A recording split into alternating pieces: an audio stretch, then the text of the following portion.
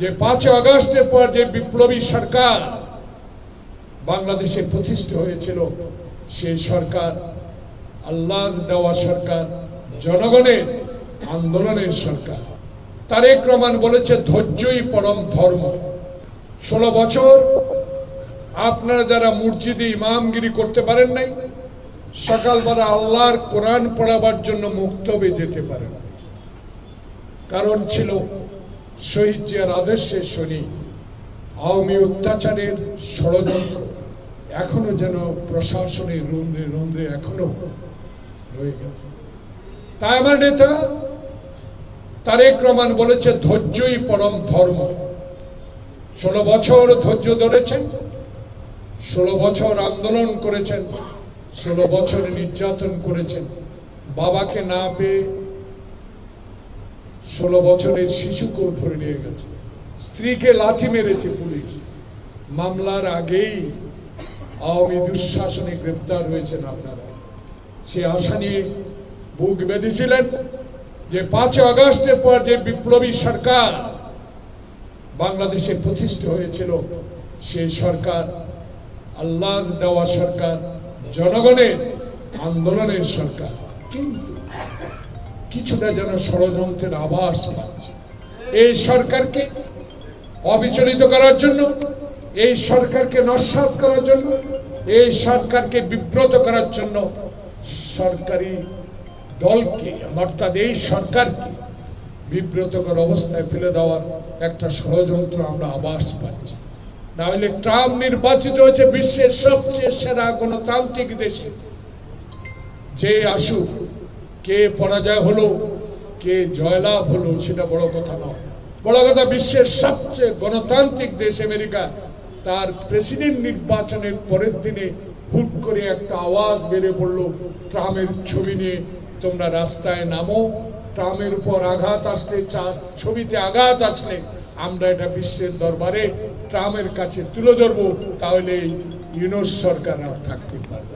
এই ষড়যন্ত্রের দাঁত ভাঙ্গা জবাব দিতে হবে।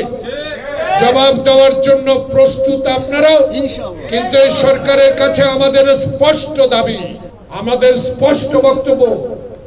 আমার নেতা তারেক রহমান বলেছে, আমি এমন একটি নির্বাচনের মধ্য দিয়ে যারা রাজপথে আন্দোলন করেছে, যারা বাংলাদেশের মানুষের অধিকার নিয়ে লড়াই করেছে, যারা ইলিয়াস আলীকে গুম করেছে, যারা সৌদি আলমের মতো কমিশনারকে গুম করেছে, যারা মায়ের বুক খালি করেছে, যারা আমাদেরকে হাঁটু পানিতে দাঁড়িয়ে রাত কাটাবার জন্য বাধ্য করেছে, যারা কবরস্থানে ঘুমিয়েছে, তাদের আশা ছিল এই ইউনুস সরকার আসার পর বাংলাদেশের মানুষকে শান্তিতে নেওয়ার জন্য আমার নেতার নির্দেশ ছিল এমন একটি ভোটে আমি বিএনপিকে ক্ষমতায় নিতে চাই, যেই ভোট দিনের ভোট দিনে হবে, রাতে আর করে দেবে।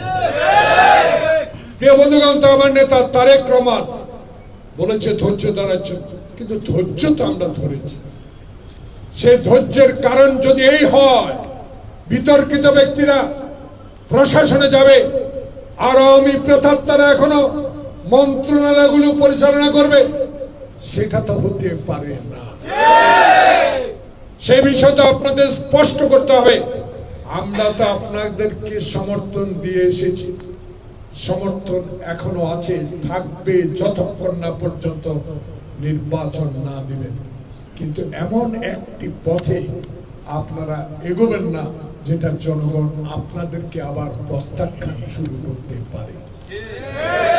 তা আমাদের দাবি, সংস্কারও চলবে, নির্বাচনের রোড ম্যাপও চলবে।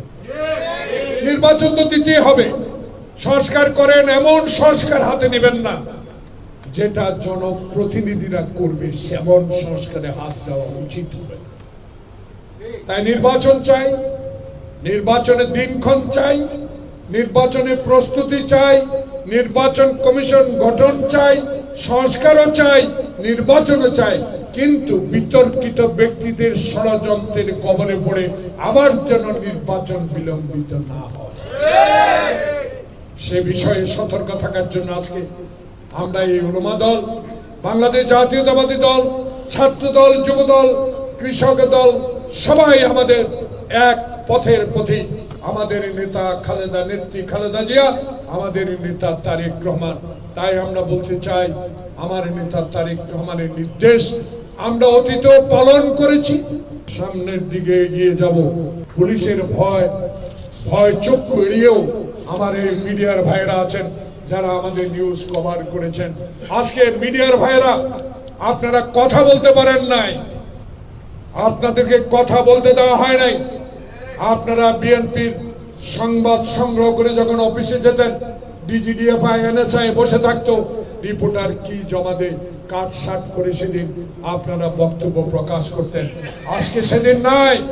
আজকে আপনারা স্বাধীনভাবে কথা বলার অধিকার পেয়েছেন।